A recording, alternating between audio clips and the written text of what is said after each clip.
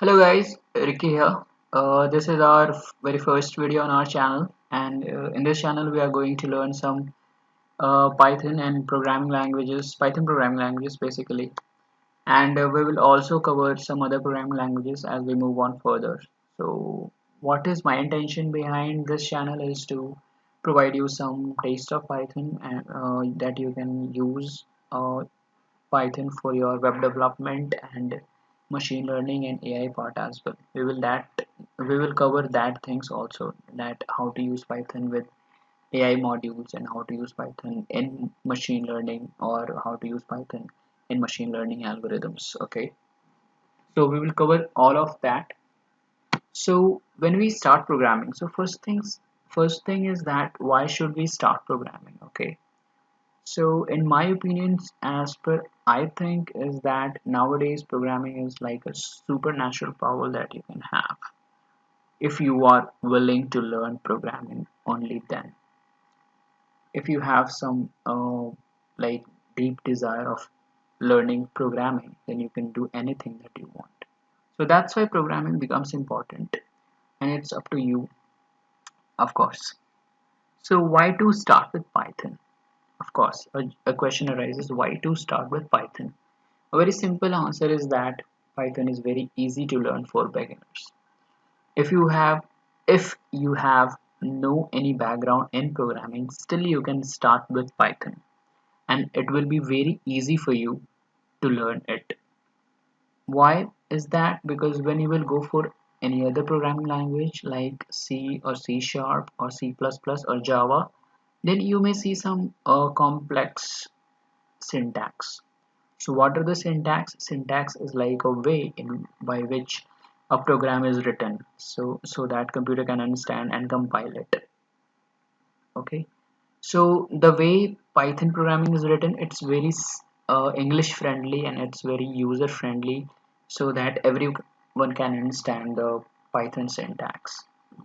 Okay, I hope I'm making some sense to you. So next thing is that Python is a very versatile language.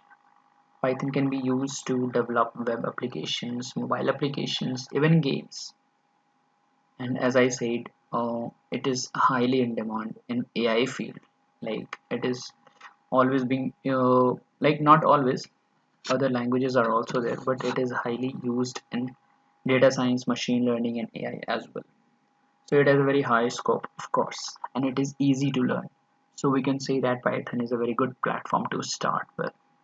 And if you have some taste of another programming languages as well, like C and C sharp or Python, uh, or Java or something else, then you can then it will be much easier for you to learn Python, of course. So first things first, what we need to in this tutorial or in this video, we are not going to do any programming, but first of all, we have to install Python. You have to download the Python. Okay, so from where we can download Python is you can go to python.org/downloads. You can download here, as if you are using Windows operating system, then you can download versions for Windows, and if you are using Linux or other Mac OS operating systems, then you can go for other OS as well. In this tutorial, we are going to use Python 2.7, sorry 3.7, but you can download 3.8 or the latest version, as you might be watching this video later on. So at that moment, the Python version may become more advanced, like 3.9 or even Python 4 may come in future. So that will also be fine. That may work similar to these tutorials as well. So after you will finishing the downloads of Python, then you will be needing an IDE, where editor, where you can code something else. And even if you do not install any editor, then Python comes with its own editor that's called idle. Let me show you how it looks. When you go to the Windows search button, it will this is the idle, as you can see here. we can run it. So let it get open first. So this is idle IDE of Python, which comes already installed in Python packages. Okay, so you can do your programming here as well, but I will prefer to use some kind of IDE, for example, Spider or PyCharm or VS Code or Jupyter Notebook or anything that you prefer. Some people also prefer Sublime or Atom or anything else. Okay, so using an ID will be like good for you, but you can use idle as well. For this tutorial, what I'm going to use Spider. And to download Spider, you first need to download Anaconda. So you can download Anaconda by visiting anaconda.com/distribution. And as you can see, make sure that if you're downloading Anaconda, you must have a Python 3.7 version or Python 2.7 version, and according to that download your Anaconda. If you have Python 2.7, download this. If you have Python 3.7 and above, download this. Okay, so as you can see that if we download Anaconda Navigator, it comes with these kind of already contained packages, or you can say editors or something. So this is the advantage that you get by installing Anaconda. That's why we use Anaconda basically.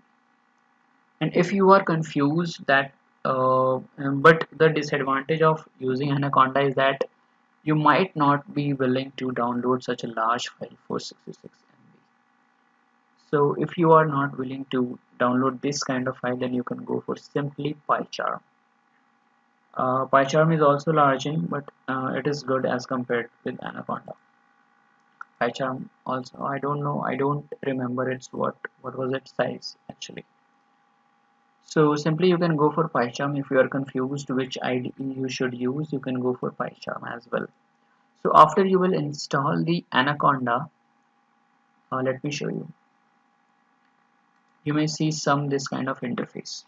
Here you can see the launch button. Okay, so but when you will first open this page in Anaconda after installing it, then you will see the install button here like this.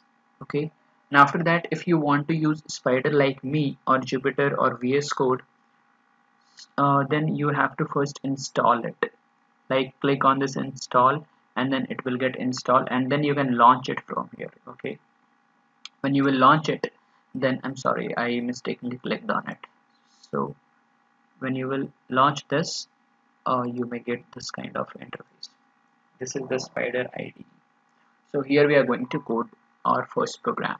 Okay, so also if you want to know that whether Python has successfully installed in your system or not, you can check it by using your command prompt. Okay, so let me show you how.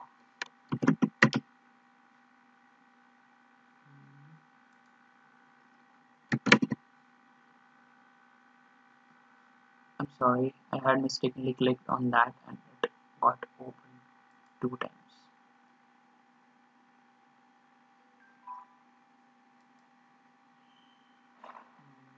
Okay,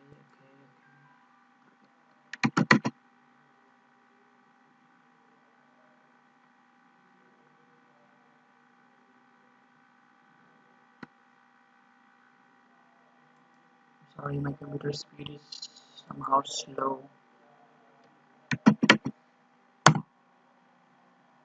Yeah. So after you will finishing download Python, you can check it from here. You just have to type Python in your command prompt, and you will see the version that you have installed. Here it is showing 2.7, but we are going to use 3.7, and then here you can see three less than symbols. This is nothing but this is where you can write your Python code as well. So we do not use command prompt, but from here you can verify that it has been successfully installed. Let me show you how you can use Python in command prompt. You just have to print or you just have to check it if you want to check. uh, so what is print and what it does? Print is actually let me type the first, I'm sorry, hello world code. It will print you the hello world. Okay, so as the basic standards in the world of programming, we start our programming by hello world, so that's why I typed hello world.